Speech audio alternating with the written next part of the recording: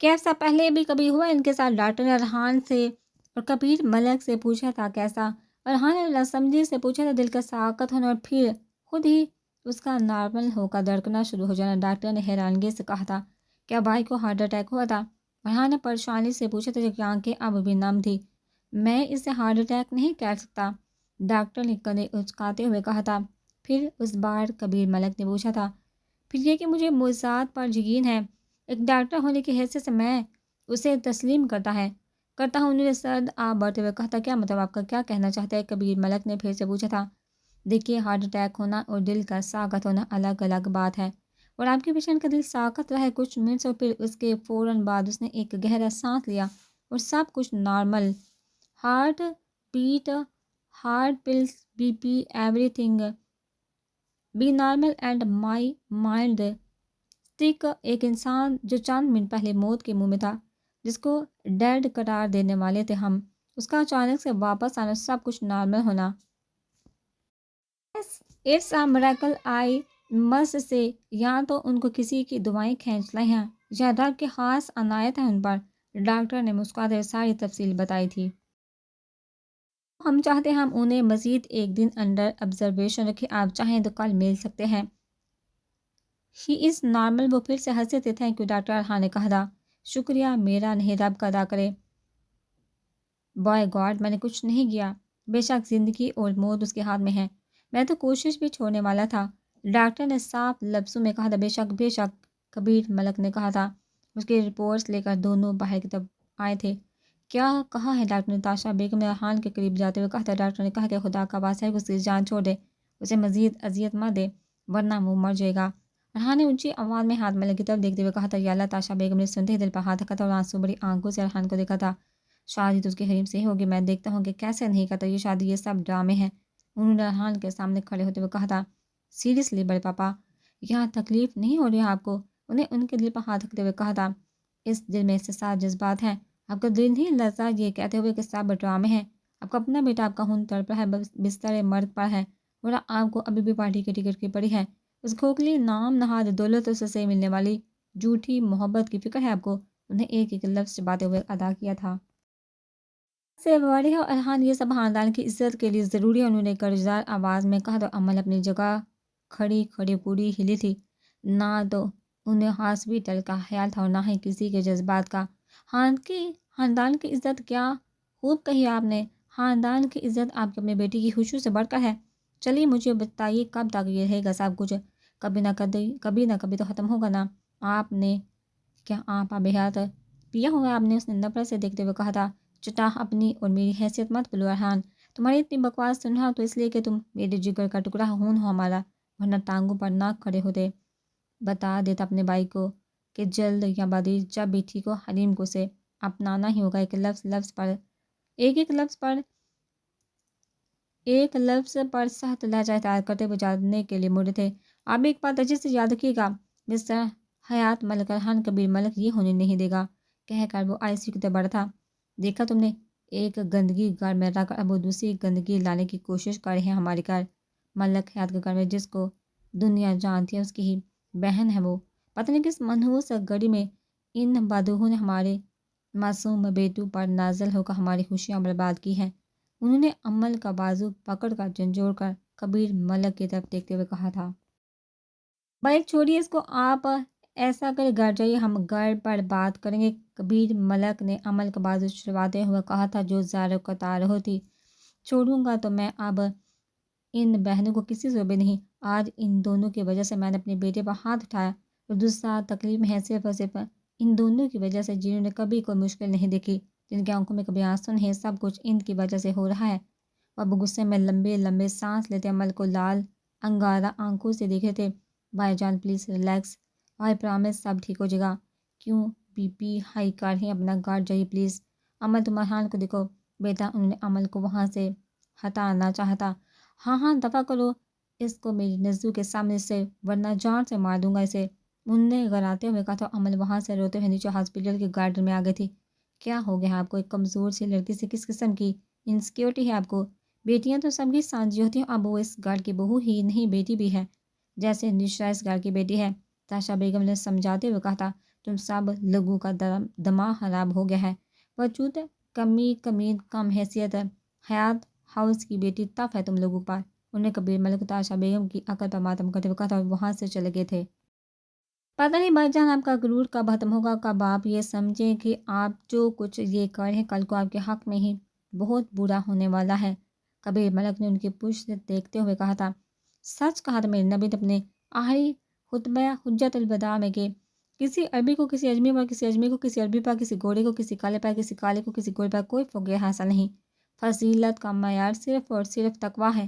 حیات ملک کے پاس سب کچھ تھا، دان، دولت، عزت، غرور، تکبر، مگر جو چیز سب سے زیادہ اہم اور قیمتی تھی اس دنیا میں، جو وہ شاید کبھی حاصل ہی نہ کر سکے اور کرنے کی کوشش بھی کرے تو تب تک دیر ہو جائے گی، وہ تھی تقویٰ۔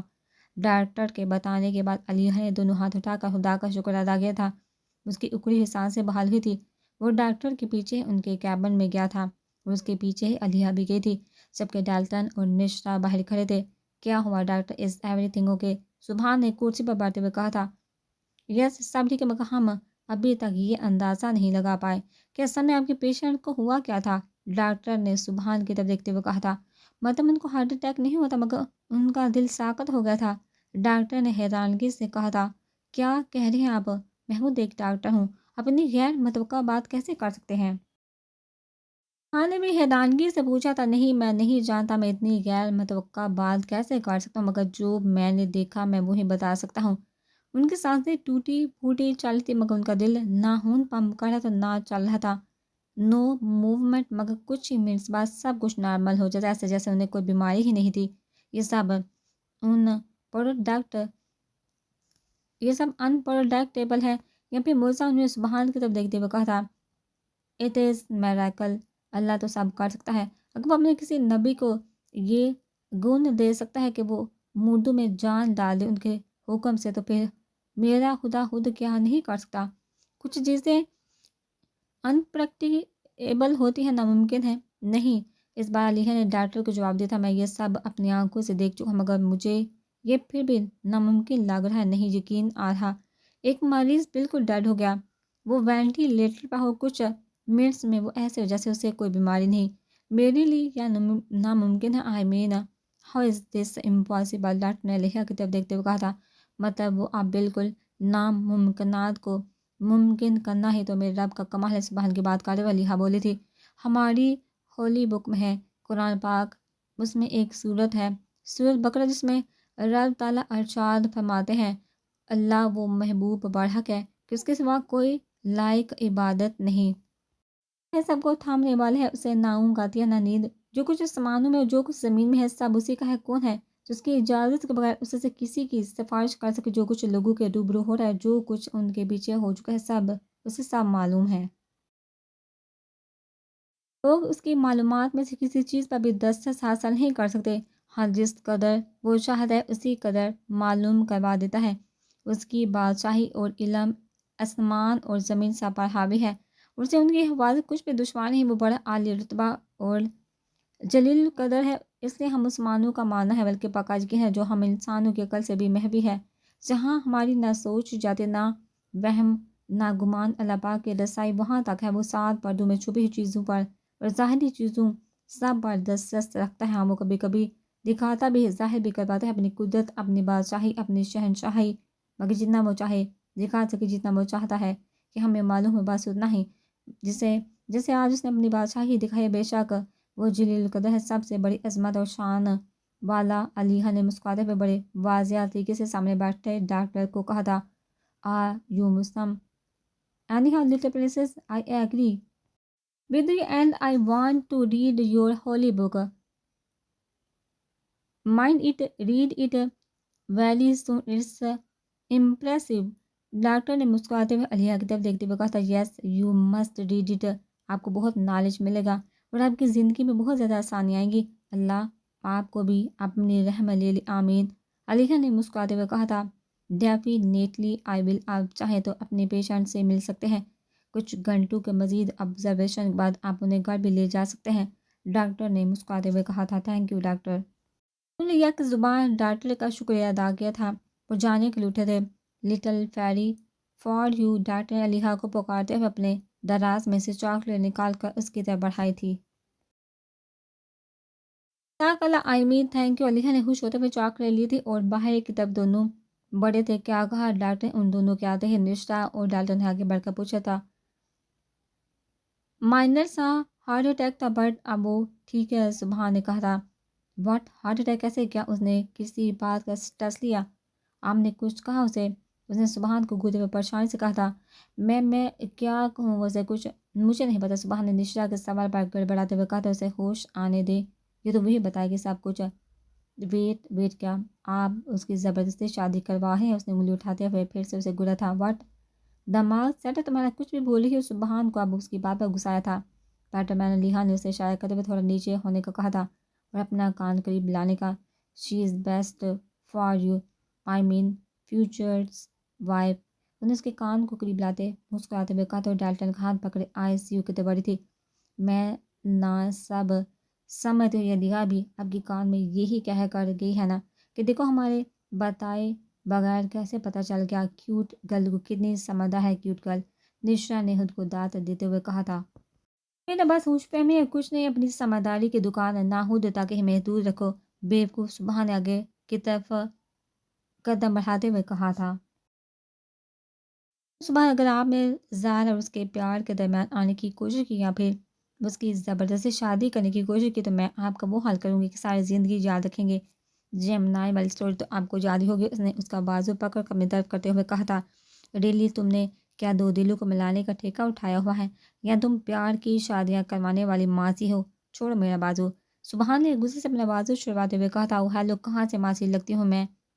اور ایک اور بات، اگر ایسی ویسی کوئی بات مجھے زارا نے بتائی نا تو آپ کی شفقت پر لکھے گئے مضمون کو اسلامی جمہوریہ پاکستان کے بچے ہل ہل کر یاد کریں گے۔ آئی سمجھ، وہ بھی اس کا بازو چھوڑتے غصے سے کہتے آئی سی یو کی طرف بڑھی تھی۔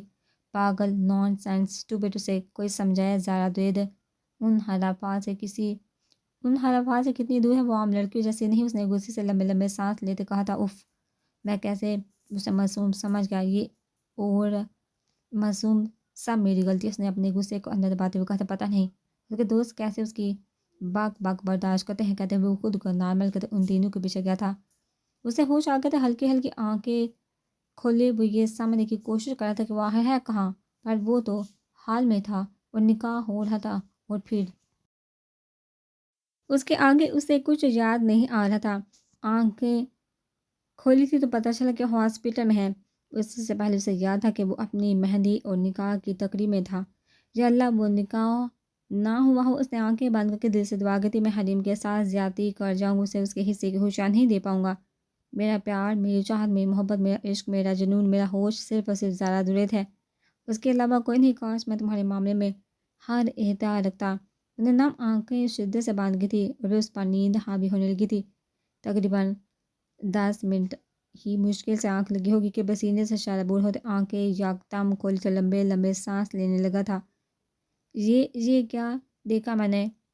اف میرے مالک، مجھے معاف فرما، میں ایسے کیسے کر سکتا ہوں، رحم کر مجھ پر۔ آنکھوں سے آنسو بہ رہے تھے، آنکھیں شدت سے بند کر کے خواب کو دہرایا۔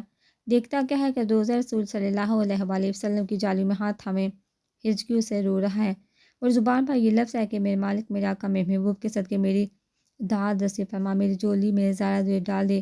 ہچکیوں سے روتے بس یہی کہے جاتا ہے، پھر منظر دھندلا تھا، خود کو صحن حل میں کھڑے پاتا ہے۔ درود شریف کی آوازیں کان میں مسلسل گونجتی، جب بھی ایک شفیق اور رحم دل آواز کان میں پڑتی ہے۔ جدائی وقتی اور سہان بیٹا اور ملنا دامی ہے، پھر سرحد بڑھتے کا آنکھوں کے سامنے سے اچانک گزر جانا۔ وہ جھٹکے سے آنکھیں کھولتا، سر میں درد کی شدید ٹیسیں اٹھتی ہیں۔ میں یہ کیسے کر سکتا ہوں روزہ رسول بہادری، مجھے گنہگار کی اور بجائے اپنے محبوب کی قربت، اس کی محبت مانگنے کہ میں اس سے اف میرے خدا میں پشمان ہوں، بے حد پشمان، بے شک وہ میری محبت ہے، مگر حاکم بابا نے ٹھیک کہا تھا، دل پر پہلی حکومت اللہ اور اس کے نبی کی ہی ہونی چاہیے۔ پھر کسی روح کی وہ بے آواز آنسو بہا رہا تھا اور اس لیے تو مجھے زارا نہیں مل رہی۔ اف میرے اللہ، میں کس گمراہی میں بھٹک گیا، مجھے وہ چاہیے مگر مجھے اللہ اس کے محبوب کا قلب بھی چاہیے، میرے دل میں محبت ربی اور محبت محمدی پہلے ہونی چاہیے، کسی بھی محبت سے پہلے۔ اف کیا میری اب توبہ قبول ہوگی؟ میں کتنے بڑے خسارے میں تھا، میں گناہ پر گناہ کرتا چلا گیا، میں شرمسار ہوں۔ محمد عربی میں مجھے معاف فرمائے۔ وہ اب ہچکی سے رو رہا تھا۔ کیا وہ توبہ کے قریب تھا یا پھر کرب الہی کے اس کا جسم کانپ رہا تھا؟ خواب میں ہی صحیح مگر وہ اپنے نبی، آخری نبی کے روزے کی جالیاں ہاتھ میں لیے ان کی پناہ میں ان کی رحمت کے سائے تلے زار و قطار رو رہا تھا۔ وہ بھی کسی اور کی محبت کے لیے، چاہ کے لیے۔ کیا میں واقعی توبہ کے قابل ہوں؟ کیا میری توبہ منظور ہو جائے گی ایسے کہ پھر کبھی گناہ دوبارہ سرزد نہ ہو؟ مجھے ایسے کہ جب گناہ معاف ہو جائے تو گناہ کی یاد بھی نہ آئے۔ اگر اللہ احسان فرما دے تو مجھ کو اندھیروں سے نکال کر روشنی میں داخل کر دے، میری سابقہ برائیوں کو اچھائیوں میں تبدیل کر دے۔ وہ رو رہا تھا زار و قطع، اور میرا مالک تو بے حد غم سا ہے، توبہ قبول کرنے والا، اور بے ایسی تو وہ قبول کرتا ہے کہ بندہ دنگ رہ جاتا۔ میرا اللہ توبہ کرنے والوں پر بڑا مہربان ہوتا ہے۔ آدم نے توبہ کی، انہیں حلافات عرضی کا تاج پہنا دیا گیا۔ یونس نے توبہ کی، انہیں نجات ملی۔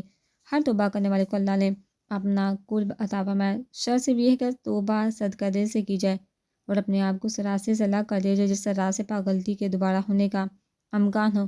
توبہ کرنے والے کی زندگی تبدیل ہو جاتی ہے۔ اللہ سے توفیق مانگنی چاہیے کہ توبہ سلامت ہے۔ توبہ شکن انسان کہیں کا نہیں رہتا، در در بھٹکتا ہے، اس کا مقدر بن جاتا ہے، بشرطے کہ یہ کہ توبہ دل سے قبول کی جائے، دل سے کی جائے اور رب اور اس کے محبوب کے رضا کے لیے کی ہو۔ محمد کی محبت کے بغیر جینے کا کیا مزہ، زندگی کا کیا مزہ۔ کیا ہوا بھائی، آپ ٹھیک ہے؟ اسی لمحے ارحان نے اندراتے پوچھا تھا۔ ارحان، کیا میرا نکاح ہو گیا تھا؟ اس نے ڈرتے ڈرتے پوچھا تھا۔ نہیں بھائی، آپ کے نکاح سے پہلے آپ کی طبیعت، مگر آپ پلیز مت سوچیے، انشاءاللہ سب ٹھیک ہو جائے گا۔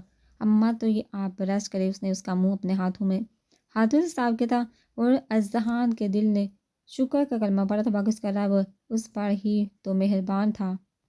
آپ کچھ کھائیں گے؟ کچھ لاؤں آپ کے لیے جوس؟ اس نے اس سے پوچھا تھا۔ پانی؟ اس نے زیر لب کہا تھا اور ارحان اس کے لیے پانی لینے چلا گیا تھا۔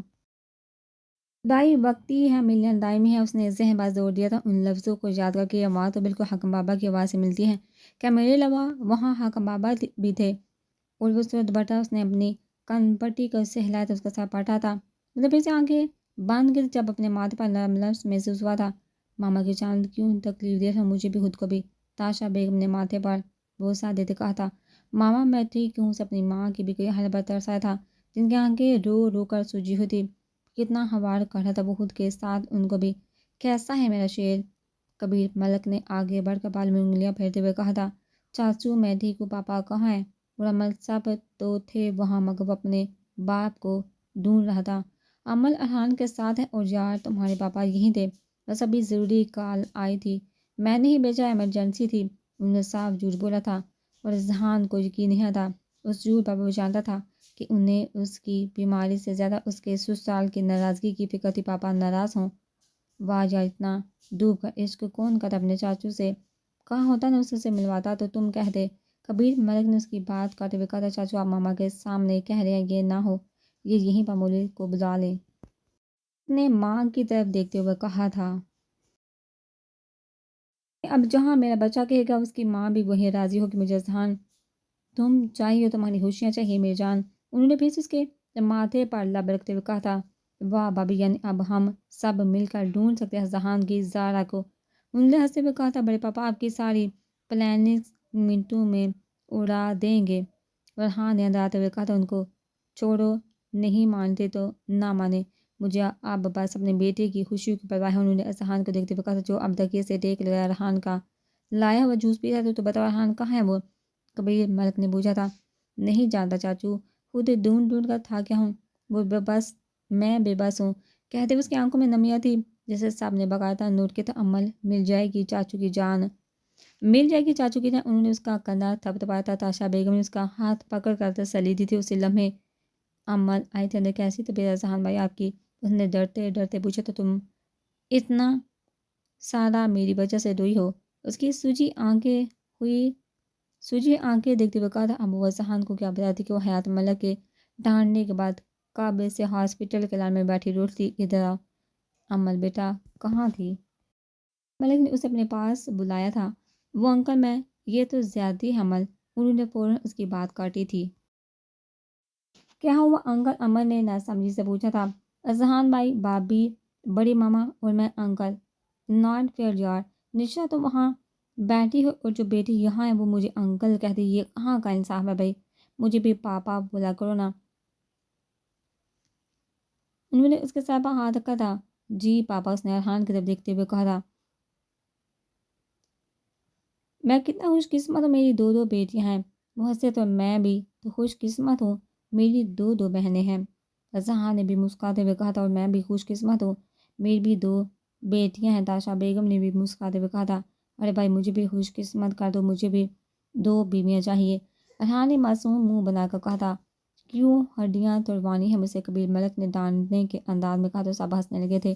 روزہ رسول صلی اللہ علیہ وآلہ وسلم کی جالیوں کے پاس کوئی اچھا خاصا لمبے قد کا لڑکا قدمی رنگت سفید سوٹ پہنے جالیوں کا دیوانہ وار بوسہ لیتے ہوئے زیادہ قطار ہوتا ہجکیوں سے وہ چلتے چلتے اس کے پاس جاتی ہے، اس کے کندھے پر ہاتھ رکھتی، مگر اس کی صورت دیکھنے سے پہلے منظر دھندلاتا ہے۔ وہ اب صحن حرم ہے، صورت بٹا اوڑھ رہی ہوتی ہے۔ درود پاک کی صدا بلند ہوتی ہے اور پھر ایک نہایت نرم شفیق آواز کانوں میں پڑتی ہے۔ ذرا یاد رکھنا، جو کچھ بھی ہو رہا ہے رب کی رضا سے ہو رہا ہے، پھر منظر دھندلایا جاتا ہے۔ دودھ پاک کی صدا بلند ہوتی ہے اور وہ جھٹکے سے آنکھیں کھولتی ہے۔ یہ میں کہوں میرے مالک، یہ کیسا خواب تھا؟ وہ کون تھا جو اس قدر رو رہا تھا؟ اسے اپنا پورا وجود لرزتا محسوس ہوا تھا۔ یا میرے مالک، میں نے ہمیشہ سے ہی خواہش کی تھی اس سے خواب کی، تیرے محبوب کا روزہ دیکھنے، مگر اس طرح تھے کوئی میرے خواب میں اتنا اور اس قدر پریشان کیوں ہے؟ اس کی آنکھوں سے آنسو نکلے تھے۔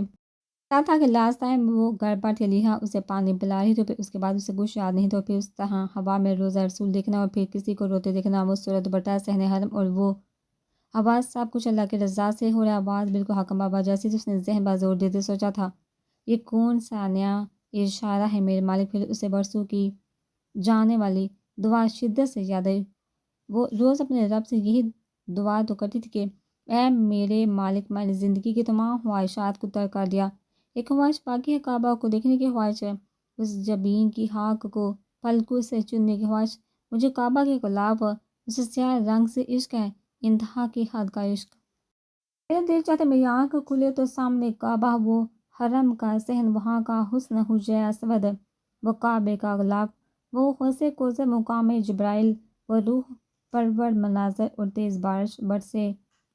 میں سجدہ کر رہی ہوں سے تب تک نہ اٹھوں جب تک میرے سارے گناہ دھل نہ جائے، مجھے آپ کو اور آپ کے نبی کا قرب نہ حاصل ہو جائے، جب تک میری سوئی ہوئی قسمت نہ جاگ جائے، میرے دل کی دھڑکنیں آپ کی تسبیح اور تکریم کے لیے جھوم نہ اٹھ جائیں، اور مجھے وہ سکون حاصل ہو جو صحن حرم میں ملتا ہے، میرے خزاں جیسے رخ بہار میں بدل جائیں۔ میرا دل چاہتا ہے میں غفلتوں کا انبار لے کر آپ کے در پر جاؤں، آپ مجھے معاف کر دیں، میری تمام الجھنیں سلجھا دے، میں عمرے کروں، میں اس رحیم کے رحمت سے مایوس نہیں، اے دلوں کو پھیرنے والے، میرے دل کو پھیرے، اپنے نور سے بھر دے اور مجھے اپنے در پر بلا لے۔ وہ ہر روز ہر نماز کے بعد یہ دعا روتے ہوئے مانگتی تھی، تو کیا میری دعا اتنی جلدی قبول ہوگی؟ کیا مجھے خواب میں رب نے اپنی رحمت دے دی؟ میرے مالک، تیرا شکر کیسے ادا کروں؟ مجھ عاجز کی روح کو تو نے اس قابل سمجھا۔ وہ آنسو بہا رہی تھی، تشکر کے آئی ہیئر یو ذرا دیر، علیحا نے اندر آتے کہا تھا اور پھر ہاتھ بڑھا کر اس کے آنسو صاف کیے تھے۔ میں ٹھیک ہوں علیحا، اس نے کمزور سی آواز میں اسے دیکھتے ہوئے کہا تھا۔ ہاں تم ٹھیک ہو، کیونکہ تم امانت ہو کسی کی، اس لیے تم ٹھیک ہو۔ اس کے پاس پڑی کرسی پر بیٹھے ہوئے کہا تھا۔ زارا شدت سے آنکھیں باندھ کی تھی اور آج بھی اس کی بات سمجھ نہیں پاتی یا سمجھنا نہیں چاہتی تھی۔ اس آر یو گے؟ اس بار ڈاکٹر نے پوچھا تھا، جبکہ علیحا اس کی بند آنکھوں کو بڑے غور سے دیکھ رہی تھی۔ میں ٹھیک ہوں برو، اس نے چہرے پر مسکراہٹ سجاتے ہوئے کہا تھا۔ میں ڈر گئی تھی بہت، علیحا نے اس کا ہاتھ پکڑتے ہوئے کہا تھا، جبکہ آنکھوں سے آنسو نکل اس کے گال پر بہے تھے۔ میں ٹھیک ہوں، تمہیں چھوڑ کر کہاں جا سکتی؟ اس نے اس کے گالوں سے موتی صاف کرتے ہوئے کہا تھا۔ ڈاکٹر نے علیحا کے سر پر ہاتھ رکھ کر تسلی دی تھی، جیسے کہہ رہا ہم سب ساتھ ہیں نا تمہارے، تم نے ان سب کو بھی پریشان کیا علیحا۔ وہ اب ڈاکٹر کی طرف دیکھتے ہوئے علیحا اسے کہہ رہی تھی، بالکل نہیں، میں تو خود آئی تھی تم لوگوں کی طرف، تو پھر یہ بہت پریشان تھی تو میں نے تمہیں دیکھا، بس ہاسپٹل لے آئی، کیسی ہو اب تم؟ نشا نے روم میں داخل ہوتے ہوئے کہا تھا۔ بہتر اینڈ تھینک یو سو مچ، تمہیں وہاں اتنی تکلیف اٹھانی پڑی، انہوں نے نشا کی طرف دیکھتے ہوئے کہا تھا۔ ارے میری جان، تکلیف کیسی؟ تمہیں بہن کہاں نہیں مان لی بھی ہوں، تو تمہیں تکلیف ہوگی یا علیحا کو ہوگی، تو مجھے ہرٹ تو ہوگا، پریشان بھی ہوں گی۔ انہیں آگے بڑھ کے اس کا ہاتھ پکڑتے ہوئے کہا تھا۔ سبحان بھائی کہاں ہیں؟ انہیں نہیں بتایا کہ زارا نے نرم لہجے میں پوچھا۔ باہر ہیں، تمہارا سارا عقل اور عقل سے بات بات، تم ٹھیک ہو جاؤ پھر میں تم سے پوچھوں گی اس بیماری کی وجہ۔ اس نے منہ بناتے اونچی آواز میں کہا تھا۔ وہ اٹھتی، نور کے چہرے پر مسکراہٹ آتی، جبکہ سبحان کے اندر کی طرف ہاتھ ایک قدم 2 پل کے لیے رکے تو چہرے پر غصہ بھی آیا تھا۔ چاہے بات کرنے کی تمیز نہیں، کہاں کی معصوم اف، اس نے زیر لب کہا تھا، اندر آیا تھا۔ ٹھیک ہو، اس نے آتے زارا سے پوچھا تھا۔ اس نے ہاں میں گردن ہلائی تھی۔ اوکے زارا، ہم چلتے ہیں۔ سڑی مرچ سے باتیں کرنا تمہیں موبائل کو نشان اس کے گلے لگتے کان میں سرگوشی کرتے ہوئے کہا تھا۔ ڈالٹن نے آگے بڑھ کر سبحان سے جانے کے لیے ہاتھ ملایا تھا۔ Thank you, you both of you for giving me this favour. Subhan نے مسکراتے ہوئے کہا تھا، اٹس اوکے سر، آہر ہمسایوں کے بھی حقوق ہوتے ہیں۔ منہ بناتے کہتے وہ ڈالٹن کا ہاتھ پکڑے باہر کی طرف بڑھی تھی اور لہا کا فلک شگاف کہکا گونجا تھا۔ تھوڑی دیر پہلے کا رونا وہ آپ بھول چکی تھی۔ کیا؟ سبحان نے آئی بڑو اچکاتے ہوئے لہا کی طرف دیکھا تھا اور جواباً اس نے اپنے دونوں کندھے اچکاتے ہوئے نہیں کا سگنل دیا تھا۔ کیا کہہ رہی تھی یہ میرے بارے میں؟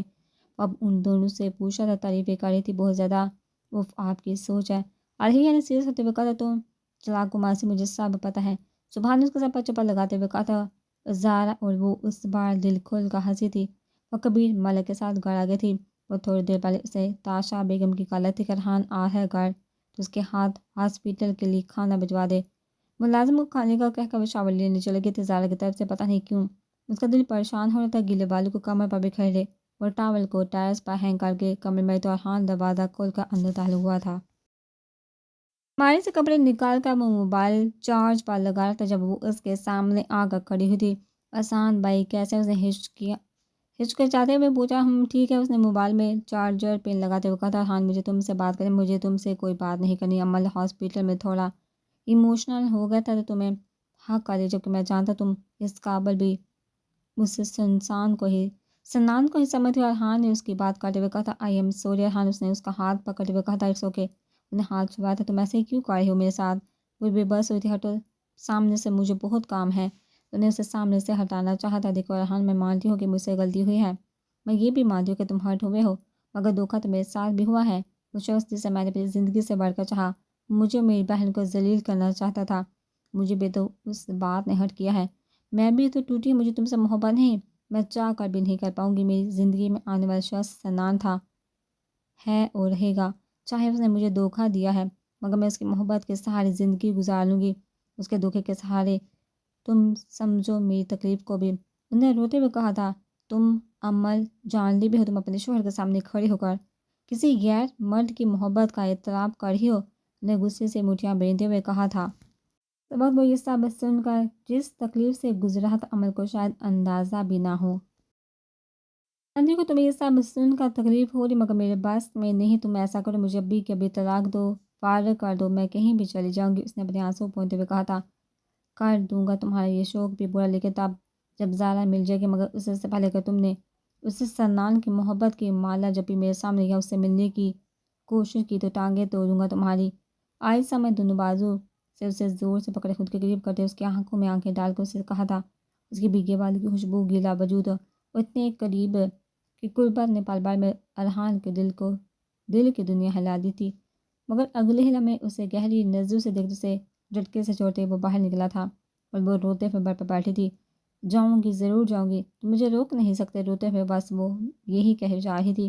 کچھ ٹائم بعد جب یقین ہو گیا کہ وہ چلا گیا تو اس نے اپنا ہینڈ بیگ اور موبائل پکڑا، ایک کاغذ اور پین لے کر اس پر تحریر درج کی تھی، میں جا رہی ہوں، ہمیشہ ہمیشہ کے لیے دور، مجھے ڈھونڈنے کی کوشش مت کرنا، میں اپنے کسی بھی جانے والے کے پاس نہیں جاؤں گی، تو مجھے معاف کر دینا، کیونکہ میں اس گلٹ میں نہیں جی سکتی کہ میں نے تمہارے نکاح میں ہو کر تمہاری محبت کا جواب نفرت سے دیا، میں تم سے کبھی محبت نہیں کر سکوں گی۔ کچھ دن بعد ڈائیورس پیپر بھجواؤں گی، سائن کر دینا۔